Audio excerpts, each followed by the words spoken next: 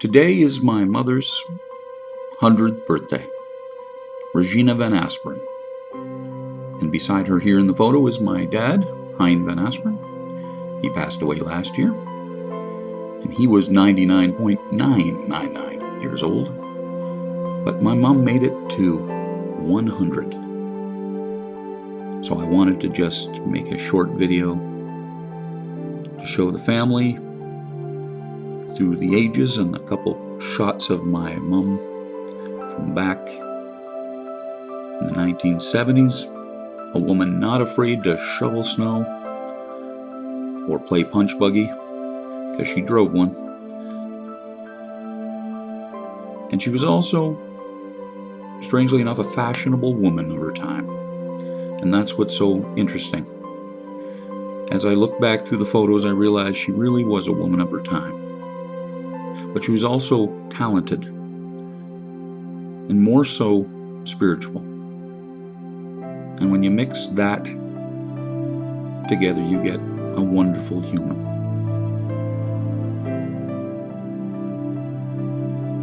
Regina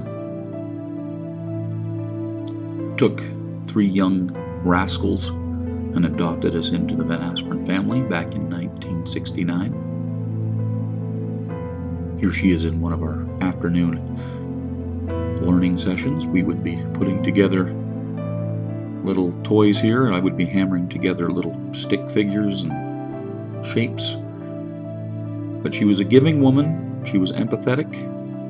She was understanding, and she was spiritual. She always had time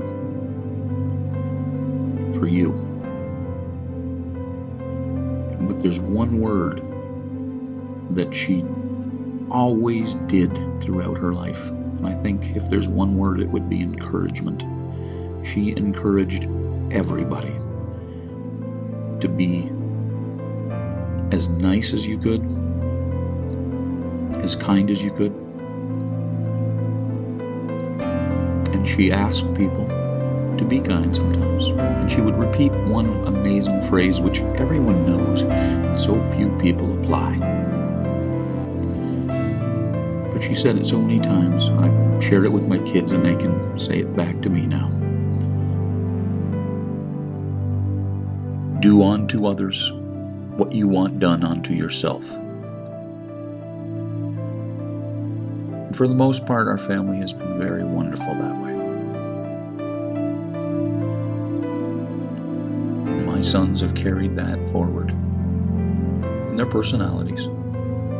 And I certainly hope in their life they follow the example of this woman. Veracity, kindness, encouragement, and so much so, I'm going to tell you one other story about her. Back in the war, being born in 1920 meant when the war happened, she would just be 20 years old or so, just around that. And she took a chance, and to help out a young Jewish man, she gave her ID to the young man so he could literally dress like a woman and be able to escape or pass and survive the war. She gave up her ID in the wartime in Holland, right beside the Germans. So she was brave in her own way.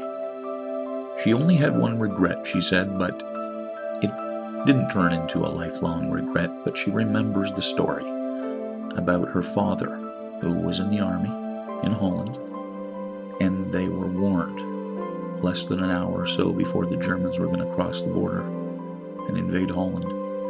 And his men came along. A group of men, all in formation, came outside the house and said, "We have to go. They're crossing the border." Regina remembers not giving her dad a little kiss because she was in front of all these very cute guys and all these young men, and they were flirting and being a little silly, and that was the time, right? And so, in a small way, She regretted not giving her dad that big hug and kiss before he went off to war, because 5 years passed before she saw him again. And she didn't know if she'd ever see him again. But then there was this man, Hein van Asperen, an engineer, a firefighter during the war, a man who had to sleep in walls so he didn't get dragged off to the front. He started taking care of Regina and they fell in love.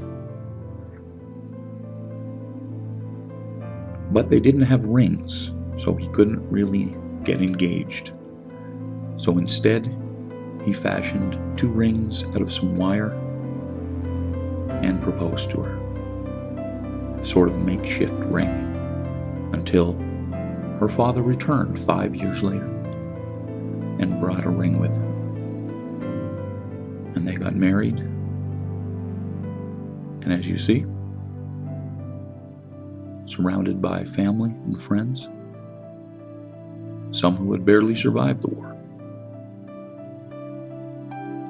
They emigrated to Canada in the 1950s and began their small family, and in 1969 adopted 3 more young kids who needed a home,